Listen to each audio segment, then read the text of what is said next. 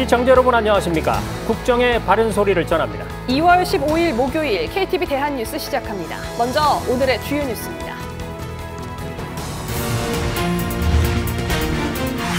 최근 SNS에서 번진 전공의들의 집단 사직서 제출 소식에 대해 정부가 확인한 결과 가짜뉴스라고 일축했습니다. 아울러 의사단체의 합법적인 의견 표명은 존중하지만 환자 생명을 위협하는 행동은 엄정 대응하겠다고 말했습니다.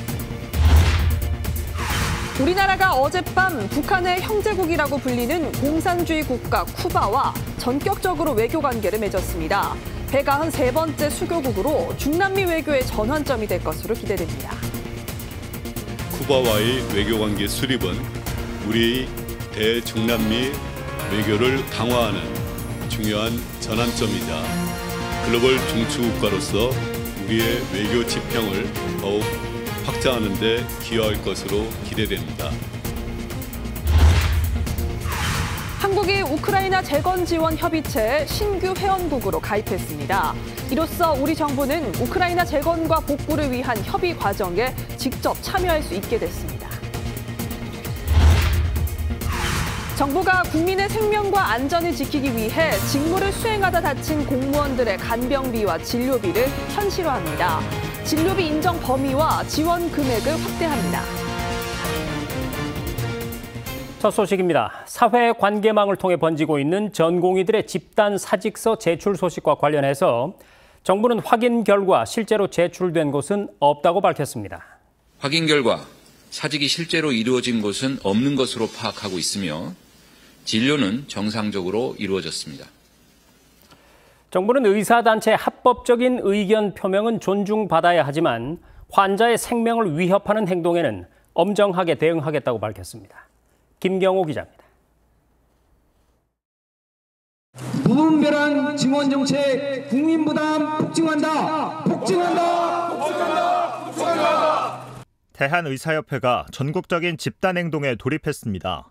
16개 시도의사회가 전국 곳곳에서 의대 증원에 반발하며 한 목소리를 낸 겁니다.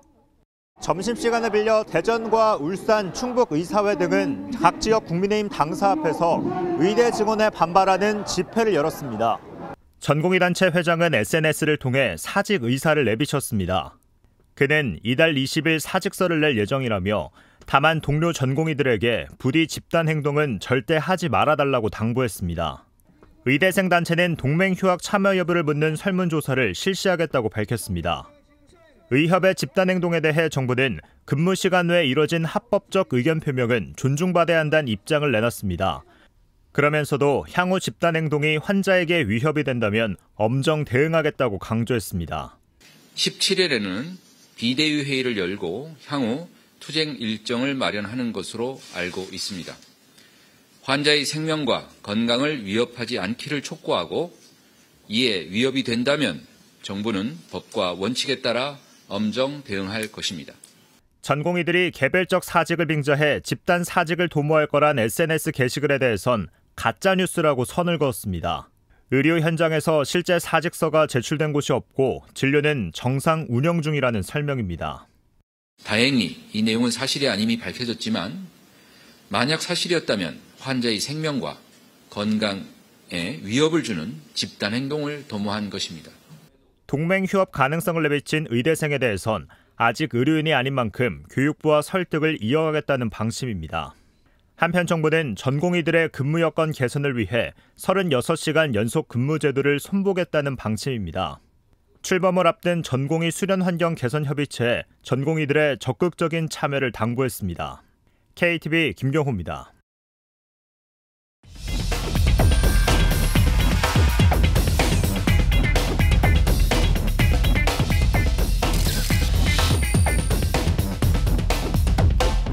네, 그러면 계속해서 의대 증원을 둘러싼 핵심 쟁점들에 대해서 취재 기자와 함께 자세히 짚어보겠습니다. 조금 전에 뉴스 리포트를 전해드린 김경호 기자가 뉴스룸에 나와 있습니다. 자, 김 기자, 설사 증원에 동의를 하더라도요, 2,000명 증원은 규모가 너무 많은 거 아니냐, 의사들의 지적이 있는데 정부 입장은 어떻습니까? 네, 고령화로 인한 의료 수요 급증을 고려하면 과도하지 않다는 입장입니다. 특히 젊은 의사가 크게 줄고 있다는 건데요. 지난 10년을 되돌아보면 20대 의사의 비중은 절반으로 줄어든 반면 65세 이상의 고령 의사는 2배로 늘었다는 설명입니다. 이대로라면 2035년에는 의사 100명 가운데 20대는 4명이 채 안 될 것으로 전망됩니다. 아울러 다들 기억하시겠지만 이 정부는 과거 의약분업 사태와 그로 인한 감원이 없었다면 의사 수는 자연스레 늘었을 거라 밝혔는데요. 그러니까 이번 증원 규모가 많은 것처럼 느껴지는 건 이 증원 시기가 늦어져서 일어난 착시 효과라는 설명입니다. 자, 그리고 갑작스럽게 학생이 늘어나면 교육 현장에서 이들을 감당할 수가 있겠느냐. 쉽게 말해서 교육의 질이 떨어지는 거 아니냐, 이런 우려도 제기합니다. 어떻습니까? 네, 증원 규모를 정하기 전에 이미 각 학교의 교육 역량을 평가했다는 설명입니다.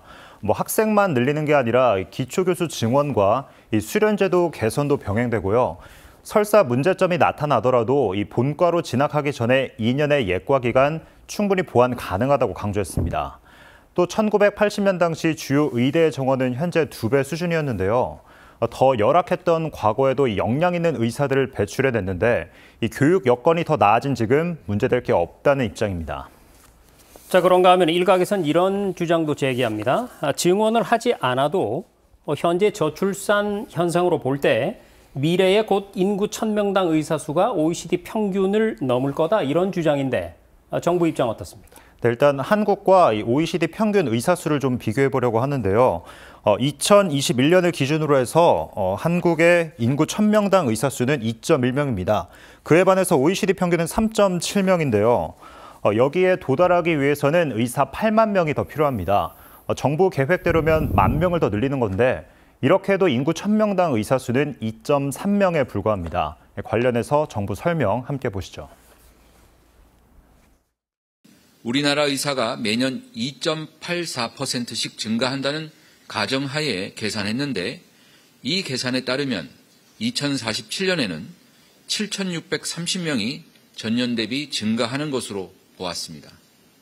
의대 정원 3,058명이 유지되면서 어떻게 이런 숫자가 가능합니까?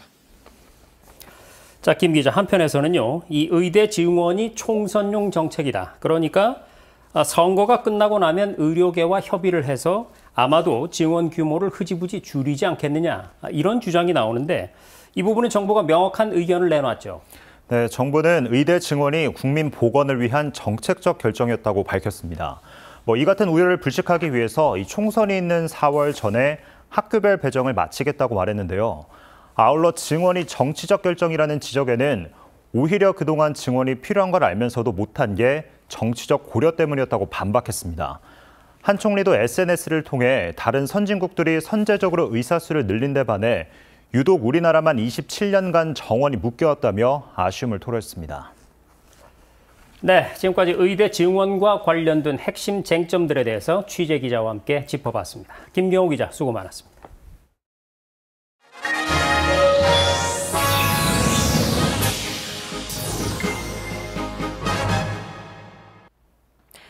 우리나라가 쿠바와 외교 관계를 맺었습니다. 이로써 쿠바는 우리의 193번째 수교국이 됐는데요.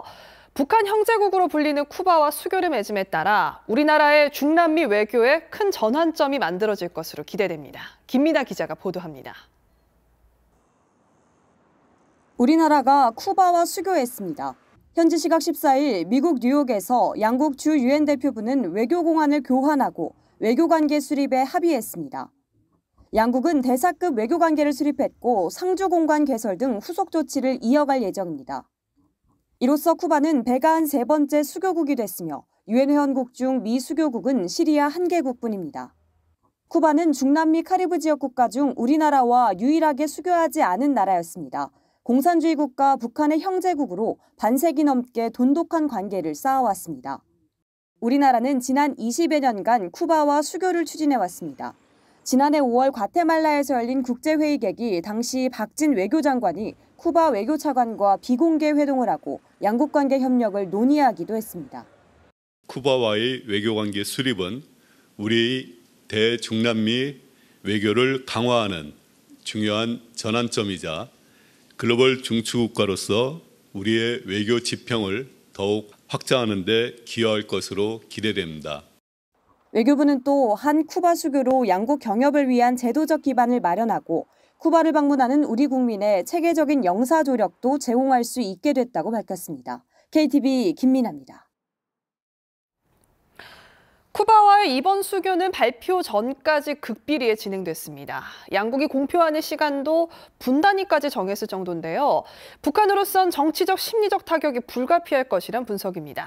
수교 막전 막후 계속해서 문기혁 기자가 전해드립니다. 카리브해의 섬나라 쿠바, 체게바라와 카스트로 형제를 중심으로 한 1959년 혁명으로 탄생한 대표적인 반미 사회주의 국가입니다. 큐바의 하바나 페루는 시대의 인물이라 불리우던 당년 32세의 반란 지도자 파이델 캐스트로를 환영하는 군중들로서 지도했습니다. 그의 불규칙한 군대는 650만 명의 인구를 가진 섬을 점령했습니다. 반미 사회주의 국가인 쿠바는 북한과 형제국으로 불립니다. 1986년 피델 카스트로가 북한을 방문했을 때 친선 협조 조약을 맺었는데 서문에 형제적 연대성의 관계라는 내용이 있습니다. 그런 만큼 북한의 반발을 예상해 물밑 협상을 벌여오다 깜짝 수교 발표를 한 것으로 보입니다. 지난 13일 한덕수 국무총리 주재로 열린 국무회의에 비공개로 한 쿠바 수교안이 의결됐을 정도로 발표 전까지 극비리에 진행됐습니다. 특히 양국은 외교 공안을 교환한 뒤 공표하는 분까지 정한 것으로 알려졌습니다. 대통령실 고위 관계자는 한 쿠바 수교는 한국 외교의 수건이자 과제였다며 윤석열 정부 출범 이래 다각적인 노력의 결실이라고 말했습니다. 그러면서 이번 수교로 북한으로선 상당한 정치적, 심리적 타격이 불가피할 것이라고 밝혔습니다. 이어 이번 수교는 과거 동구권 국가를 포함해 북한의 우호적이었던 대사회주의권 외교의 완결판이라고 덧붙였습니다. KTV 문기혁입니다. 우리나라가 우크라이나의 재건을 돕는 협의체에 신규 회원국으로 가입했습니다. 이를 통해 우크라이나의 재건과 복구 과정을 직접 파악할 수 있는 데다 우리 기업의 참여 기회도 더 확대될 것으로 전망됩니다. 최영은 기자입니다. 우크라이나의 재건 지원을 위한 핵심 공여국 협의체 MDCP. G7 국가 주도로 지난해 1월 출범해 EU 집행위원회와 세계은행, 국제통화기금 등이 참여하고 있습니다. 화상으로 개최된 8차 MDCP 운영위원회에서 우리나라가 신규 회원국으로 MDCP에 공식 가입했습니다. 대통령실은 그동안 우크라이나 문제에 대한 우리나라의 기여를 인정받아 신규 회원국으로 가입한 거라고 설명했습니다. 앞서 윤석열 대통령은 지난해 7월 전쟁 중인 우크라이나를 방문해 정상회담을 열고 우크라이나의 재건과 인도적 지원 등을 약속했습니다. 우리 두 정상은 한국의 안보 지원, 인도 지원, 재건 지원을 포괄하는 우크라이나 평화 연대 이니셔티브를 함께 추진해 나가기로 했습니다. MDCP 가입으로 앞으로 우리 정부가 우크라이나 재건과 복구를 위한 협의 과정에 직접 참여할 수 있습니다. 이를 통해 우크라이나 재건 복구 상황을 보다 자세하게 파악할 수 있고 이 과정에서 우리 기업의 참여 기회가 더 확대될 수 있을 것으로 보입니다. 우크라이나 재건 사업 규모는 1조 달러, 우리 돈 1,300조 원으로 추산됩니다. 대통령실은 G7 등 주요국과 긴밀히 공조해 우크라이나의 재건과 복구에 기여할 수 있도록 계속 노력할 거라고 밝혔습니다. 한편 정부는 올해 3억 달러 그리고 내년 이후 중장기적으로 20억 달러 이상을 지원하는 패키지를 우크라이나에 제공하고 있습니다. KTV 최영은입니다. 설 이후 과일과 일부 채소류의 가격 상승이 이어짐에 따라 정부가 추가 대응에 나섰습니다. 다음 달까지 300억 원을 투입해 농축수산물 할인을 지원하고 전국 68개 전통시장에서 온누리 상품권 환급 행사를 엽니다. 신국진 기자가 보도합니다. 정부는 지난 설 명절 물가 안정을 위해 작황 부진 등으로 가격이 높은 사과와 배의 비축 물량을 확대했습니다. 정부 할인 지원율도 최대 40%로 확대하며 국민이 체감하는 가격 낮추기에 나섰습니다. 이 결과 설 명절 기간 16개 성수품 가격은 전년 대비 3.2% 낮은 수준을 기록했습니다. 정부는 지난주까지 3주간 성수품 공급 확대, 할인 지원 등 설 물가 안정을 위해 총력 대응하였습니다. 하지만 설 이후 과일과 일부 채소류 가격 상승이 이어졌고 정부는 물가 안정 노력을 한층 강화하기로 했습니다. 우선 다음 달까지 약 300억 원의 예산을 투입해 농축수산물 할인 지원 행사를 이어갑니다. 할인 지원을 통해 과일과 오징어 등 물가 불안 품목을 최대 40에서 50% 할인한다는 계획입니다. 올 상반기 수산물 온누리 상품권 환급 행사도 전국 68개 전통시장에서 매달 개최하기로 했습니다. 또한 대파 3,000톤과 수입과일 30만 톤 등 할당 관세 물량을 신속히 도입하고 배추와 무 8,000톤을 추가 비축해 수급 불안에 대비합니다. 3, 4월 수급 불안에 선제적으로 대비하겠습니다. 연초 가격 조정이 많은 서비스 가격에 대해서는 물가관계 차관회의를 통해 계속 점검해 나가겠습니다. 정부는 2024년 경제정책 방향 관련 후속 조치도 속도감 있게 추진하기로 했습니다. 소상공인 부당 경강을 위해 약속한 20만 원 전기요금 특별 지원은 오는 21일부터 신청을 받아 3월 초부터 지원합니다. 부가가치세 간이가세자 기준 역시 연매출 8천만 원에서 1억 400만 원으로 상향 조정하는 시행령 개정 절차는 이달 말까지 완료할 예정입니다. KTV 신국진입니다. 화재 진압이나 범인 체포, 인명 구조 같은 위험한 직무를 수행하다가 부상을 당하는 공무원들. 정부에서 간병비와 진료비를 지원해 주지만 충분치가 않아서 어려움이 많았는데요. 정부가 간병비와 진료비를 인상하기로 했습니다. 최다희 기자가 보도합니다. 힘이 들어가지 않는 아들의 다리를 들어 옮깁니다. 아 잡는다, 아 잡아. 똑바로 해래. 천천히 해, 천천히. 행여나 다치지 않을까 몇 번이나 자세를 고쳐가며 아들의 몸을 일으킵니다. 본인보다 덩치가 큰 아들을 휠체어에 태우기 위해서 매번 반복하는 과정입니다. 2022년 9월 태풍 흰남노 당시 출동했다가 쓰러지는 가로수에 깔려 사지가 마비된 김규빈 소방관입니다. 김 소방관의 어머니는 부담이 되는 간병비에 간호사로 일하던 생업을 포기하고 아들의 간병에 매진하고 있습니다. 사지마비 환자 간병을 간병사분들이 꺼려가지고 간병사 구하기도 힘들고 간병비도 너무 부담이 돼서 제가 병원 일을 그만두고 간병을 하게 되었습니다. 하루에 67,140원의 간병비를 지원받고 있지만 간병인을 고용하기에는 턱없이 부족한 금액입니다. 최근 10년간 구조, 구급 등 위험 직무를 수행하다 다친 공상소방공무원은 5,021명. 작년 한 해에는 808명이 부상을 당해 최다를 기록했습니다. 정부는 화재 진압, 범인 체포, 인명구조, 수해 방지 등 국민의 생명과 안전을 지키기 위해 위험한 직무를 수행하다 다친 공무원들의 간병비와 진료비를 인상하기로 했습니다.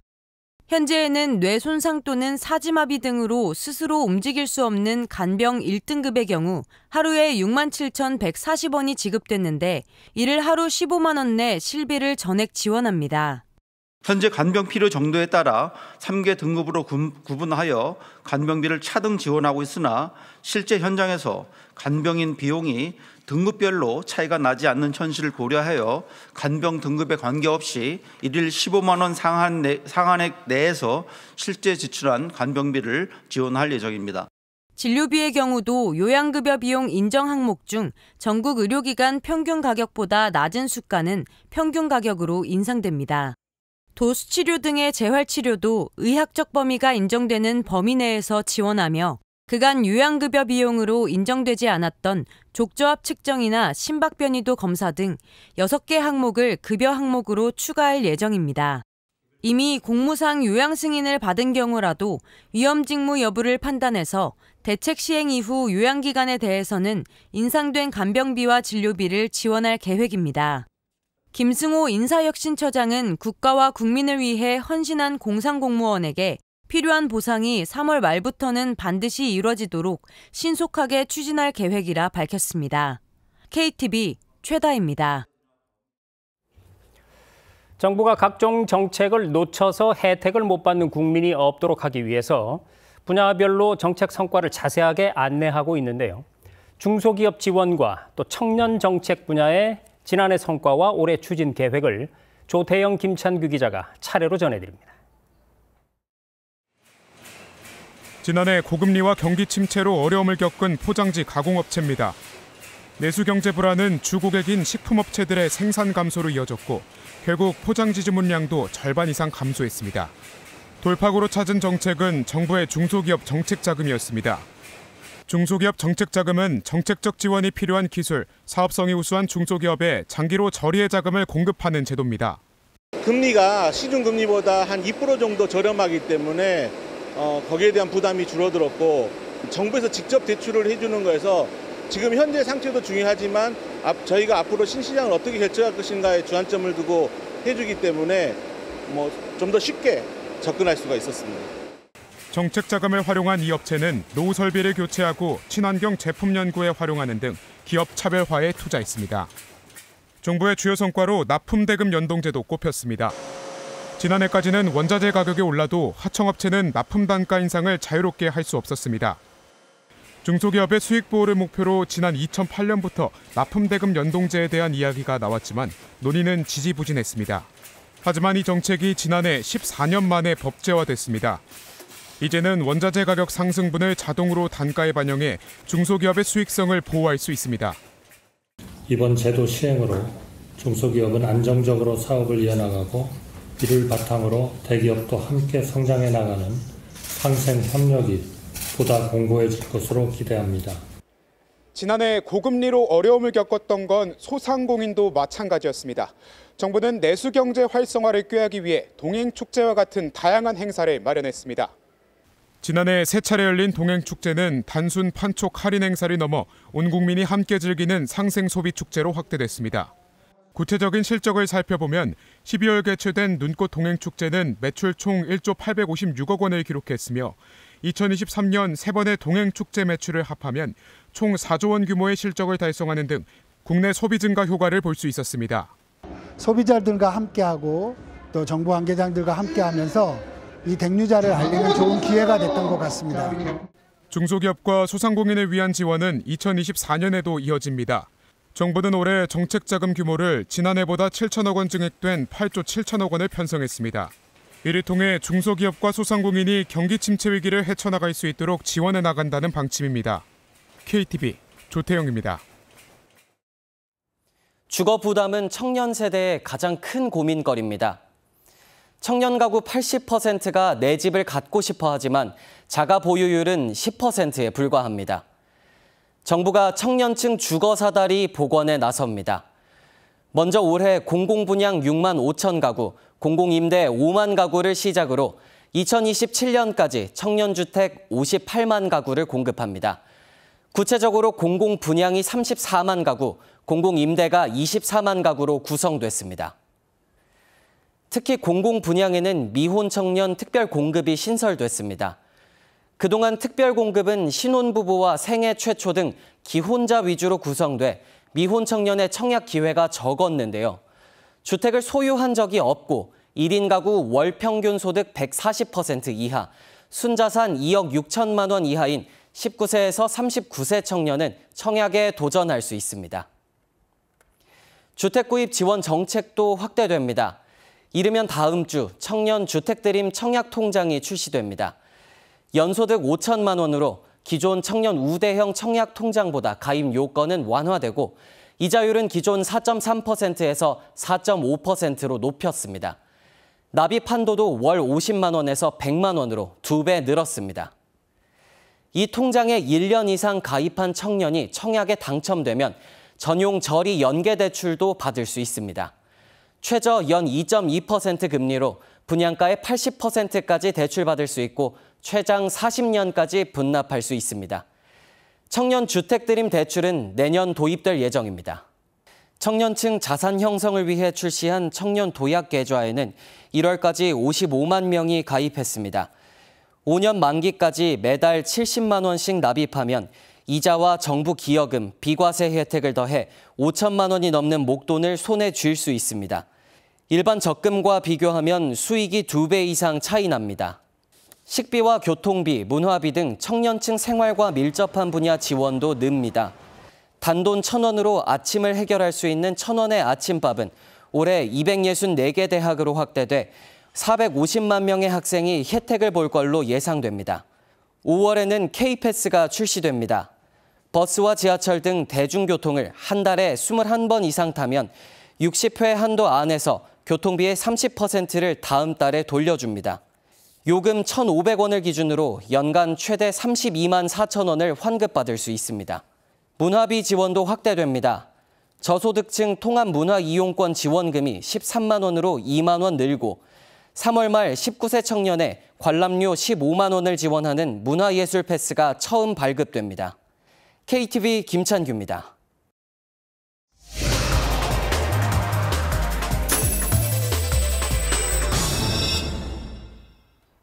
초등학교 방과 후 교실을 확대 운영하는 늘봄학교가 올해부터 본격 도입됩니다. 새 학기를 앞두고 현장에선 늘봄학교 운영을 위한 공간 마련과 프로그램 구성에 분주한 모습인데요. 박지선 기자가 현장을 취재했습니다. 학교 본관 옆으로 증축공사 마무리 작업이 한창입니다. 교실 12개가 새로 들어설 공간입니다. 이 학교는 늘봄학교가 본격 운영될 새 학기를 앞두고 교실 공간이 늘어나면서 기존의 교실로 써왔던 특별활동실이 재기능을 할 수 있게 됐습니다. 원래대로 특별실 용도에 맞게 전환하는 그런 작업을 하고 있습니다. 증축공사를 통해서 새로운 교실을 또 이렇게 배치를 하다 보니까 늘봄학교 공간 준비하는 데 조금 원활해졌습니다. 그동안 교실로 쓰여야 했던 음악실도 이 원래 모습으로 돌아갑니다. 새 학기부터는 이곳에서 늘봄교실 음악 놀이 수업이 진행됩니다. 새 학기부터 전국 2천여 개 초등학교에 늘봄학교가 본격 도입됨에 따라 일선 학교에선 늘봄을 위한 공간 확보에 나서고 있습니다. 대부분 학교 내 시청각실과 독서실 등 특별활동실 공간을 최대한 활용하는 분위기지만 공간이 여의치 않은 학교들도 많습니다. 정부는 공간 확보가 어려운 학교들을 대상으로 지역 대학이나 지자체 유휴 공간을 활용할 수 있도록 지원한다는 방침입니다. 지난해 늘봄학교 시범 운영을 거친 학교들은 학부모와 학생 수요를 반영해 새학기 늘봄 프로그램에도 변화를 주고 있습니다. 미술과 음악 등 예체능 수업뿐 아니라 암산, 역사 수업 등이 눈에 띕니다. 정규 수업을 뒷받침하는 수업들로 구성해 학습에 도움을 주고 사교육 의존도도 낮추기 위한 겁니다. 정규 교육과정 외에 양질의 교육 프로그램을 자유롭게 선택할 기회를 준다는 측면에서 중요하다고 각종 교육 자원과 연계하여 기존과는 차별화된 양질의 다양한 프로그램을 아이들에게 제공하겠습니다. 이 밖에도 새학기부터는 늘봄학교를 담당할 기간제 교원 2천여 명이 학교 곳곳에 투입돼 일선 교사들의 행정 업무 부담이 줄어들 전망입니다. 정부는 신학기 준비 점검단을 꾸려 학교별 늘봄 준비 상황을 살피고 현장 컨설팅을 추진하고 있습니다. KTV 박지선입니다. 조태열 외교장관은 줄리 터너 미국 국무부 북한 인권 특사를 접견하고 북한 인권 증진을 위한 한미 간 협력 방안에 관해 의견을 교환했습니다. 조 장관은 전례 없이 강화된 한미 관계와 한미일이 안보리 이사국을 동시 수임하는 기회를 활용해 국제 무대에서 북한 인권 관련 공조를 지속적으로 심화시킬 기대한다고 밝혔습니다. 특히 북핵 등 안보 문제와 북한 인권 문제는 동전의 양면과 같이 연계돼 이에 대한 포괄적 접근이 필요하며 북한의 인권 침해에 대한 책임 규명 방안도 계속 모색해야 할 것이라고 강조했습니다.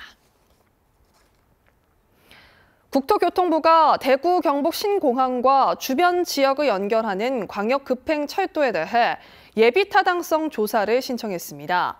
대구시와 신공항, 경북 의성군을 연결하는 대구 경북 신공항 광역급행철도는 지방권 광역철도에 시속 180km의 GTX 차량을 투입하는 첫 사업으로 개통 시 대구에서 신공항까지 30분, 대구에서 의성까지 40분 내 이동이 가능해집니다. 해당 사업이 기획재정부의 예비타당성 조사를 통과할 경우 기본 계획 수립과 실시 계획 승인 등을 거쳐 착공되며 구체적인 총 연장과 예산, 완공 시기는 예타 이후 확정될 예정입니다. 유인촌 문화체육관광부 장관이 2024 도하 세계 수영선수권대회에 우승한 황선우, 김우민 선수의 축전을 보냈습니다. 황선우 선수는 우리나라 수영 사상 처음으로 세계선수권 자유형 200m 정상에 올랐고 김우민 선수의 자유형 400m 우승은 박태환 선수 이후 13년 만입니다. 유 장관은 두 선수의 쾌거를 축하한다고 밝히며 2024 파리올림픽에서도 뛰어난 기량을 마음껏 펼치기 기대한다고 밝혔습니다.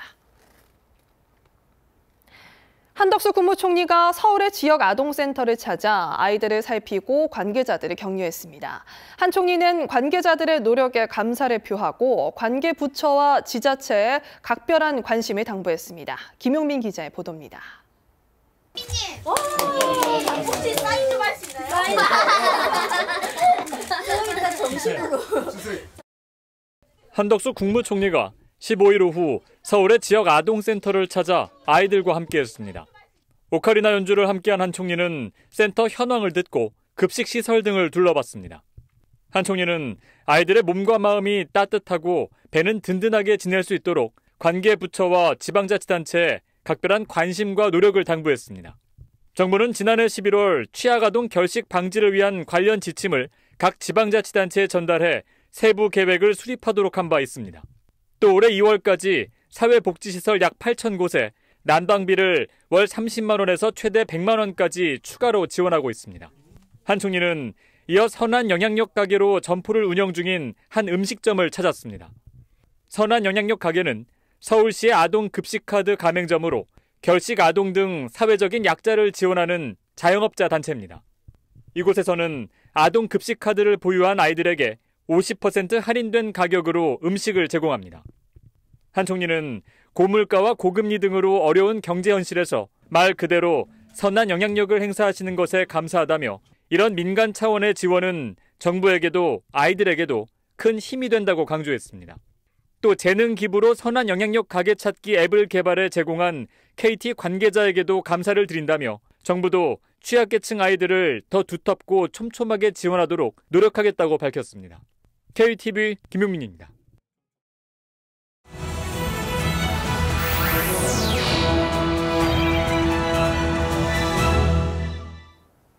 국정을 더 촘촘히 살펴봅니다. 보도자료 브리핑입니다. 중국산 고춧가루로 만든 배추김치를 반찬으로 제공하며 원산지를 국산으로 표시한 대구의 한 음식점. 원산지 거짓 표시가 적발돼 형사 입건됐습니다. 지난 설 명절 전후로 농산물 원산지 표시 점검을 실시한 결과 위반 업체 441개소가 적발됐습니다. 위반 품목은 배추김치, 돼지고기, 두부류, 쇠고기 순으로 많았으며 위반 업종은 일반 음식점, 축산물 소매점, 음식료품 제조업 순으로 나타났습니다. 농식품부는 원산지 거짓 표시 245개 업체를 형사 입건하고 미표시 196개 업체에는 과태료를 부과했다고 밝혔는데요. 동시에 소비자들에게 원산지 표시가 없거나 거짓 표시가 의심되면 농관원 누리집을 통해 신고해달라고 당부했습니다. 아직 13만 3천여 명의 6.25 전쟁 전사 실종자는 가족의 품으로 돌아가지 못했는데요. 국방부 유해발굴 감식단은 지난 14일부로 유가족 유전자 시료 6만 6천여 개를 확보했다며 시료 확보율이 50%를 달성했다고 밝혔습니다. 전국 단위로 신속 기동 탐문팀을 구성하고 유가족 주소지로 찾아가 유전자 시료를 채취한 노력이 결실을 맺은 겁니다. 현재까지 확보한 유가족 유전자 시료 중 기동 채취 시료는 전체의 약 43%로 신원 확인율을 크게 높인 것으로 나타났습니다. 국방부는 민관군 협업 유가족 집중찾기 사업 또한 시료 확보에 크게 기여했다며 올해 3월에는 대구 경북, 11월에는 부울경에서 유가족 집중찾기 2차 사업을 시행할 계획이라고 덧붙였습니다. 지난해 가장 우수한 민원 서비스를 제공한 기관으로 고용노동부, 전라남도, 경기 하남시, 충북 음성군, 서울 성동구, 부산광역시 교육청이 선정됐습니다. 행정안전부와 권익위가 전국 306개 행정기관을 대상으로 민원 서비스 종합평가를 실시한 결과인데요. 중앙행정기관 중 가장 우수한 평가를 받은 고용부는 내일 배움카드 자동 발급 시스템으로 카드 발급 기간을 단축한 점이 높은 점수를 받았습니다. 또 우수 광역지자체 전라남도의 경우 스마트 민원실을 통해 원거리 영상 상담 시스템을 운영한 점이 좋은 평가를 얻었습니다. 행안부, 권익위는 민원 서비스 우수기관에 정보 포상을 실시하고 낮은 평가를 받은 기관에는 맞춤형 교육과 컨설팅을 제공할 계획입니다. 지난 한 해 동안 201만여 명의 국민이 119 구급차를 이용한 것으로 나타났습니다. 119 구급차 한 대당 평균 1,228명을 이송한 것으로 구급대원 한 명당 담당 인구수는 6만 3천여 명에 이르는데요. 환자 발생 장소로는 집이 128만여 건으로 63.7%를 차지했고 도로 외 교통지역과 상업시설, 의료시설이 그 뒤를 이었습니다. 또 외부 활동이 증가하면서 오락, 문화시설과 운동시설에서의 이송 건수가 전년 대비 각각 30.6%, 20.3% 증가했습니다. 소방청은 특히 60세 이상 환자 이송이 전체의 절반 이상을 차지했다면서 노년층 구급 수요에 대응하기 위한 대책이 필요하다고 강조했습니다. 지금까지 보도자료 브리핑이었습니다.